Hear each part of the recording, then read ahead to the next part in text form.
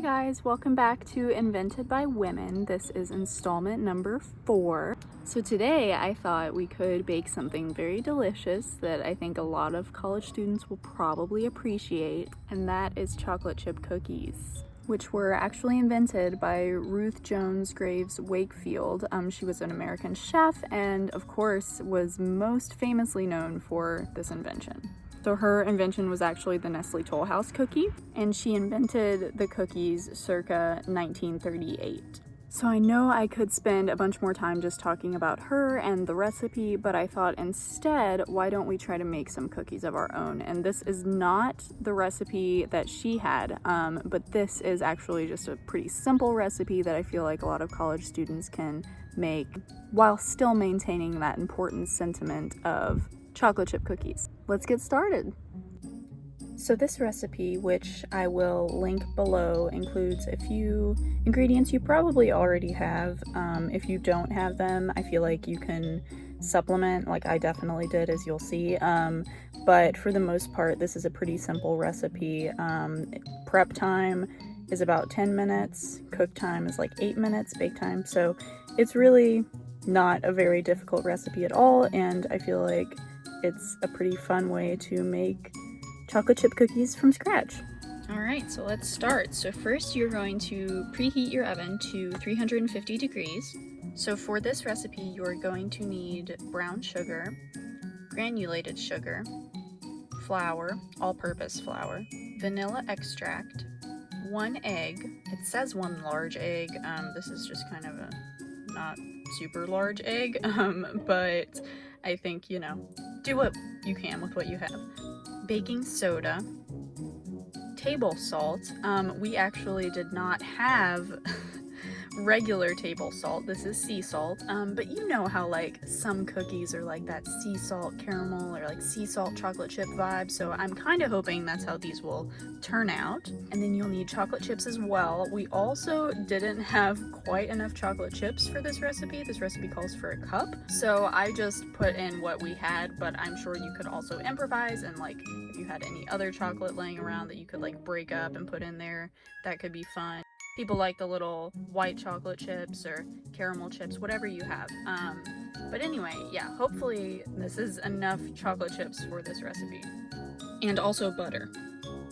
So first things first, you're actually going to microwave your butter. You don't want it to be super hot, just warm enough so that the rest of the butter that's not melted will melt on its own.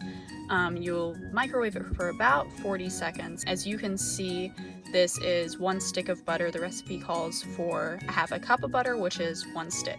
So in a mixing bowl, you're going to combine the 2 sugars, which is 1/4 of a cup of brown sugar and 1/2 cups granulated sugar. You're going to combine that with the butter. Once that is mixed pretty well, you're going to want to add your vanilla extract, which is 2 teaspoons, and then your egg. So once that is mixed pretty well, then you're going to add your 1/2 teaspoon baking soda and 1/2 teaspoon salt, along with your 1 3/4 cups flour. Then you're just going to mix everything. You don't want it to be too super sticky, but just a little bit sticky, and just until everything looks like it's well combined and mixed properly. Then, this is the fun part, you're going to add your quote-unquote 1 cup of chocolate chips, aka whatever you have. If you're like me, it's not a cup, but hopefully it'll do. Also, you will notice that I went ahead and put tinfoil down as well, or aluminum foil. I always call it tinfoil. It's just pretty quick and easy to do it that way.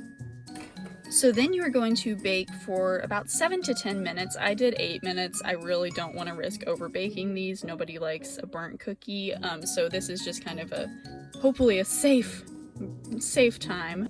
So our oven actually does not have an oven light, so I sometimes just open it up, which may be part of the reason why these took a little bit longer, possibly because I opened the oven a couple times, but nevertheless, they had to go in for a couple more minutes.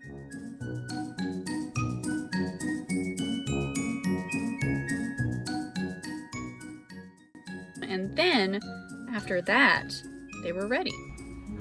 So as you can see, they're still really puffy and fluffy, which I think is okay based on what I'm reading in the recipe, but after a few minutes they turned out looking like this, which is really, really delicious looking, and let's try them out. Alright, you guys, so the cookies are really good. I definitely think if I had more chocolate chips, they would have been good to add, but I personally didn't want to change the recipe too much by adding a different chip. So I do actually, in fact, like chocolate chip cookies. It's something that I've just, used to do with family as far as like the fresh bake aspect. And then when I was younger, it was always an easy thing to teach kids how to make. So I do like them fresh baked, but like I kind of like them in that middle stage of like right out the oven and not like cool down when they get real hard. That's kind of like my favorite chocolate chip cookie. But as far as like just like on the go little snackable chocolate chip cookies, you can never go wrong with a Famous Amos. Those slap. I hope you guys enjoyed this installment. I hope you learned something, and I hope you're able to make these on your own.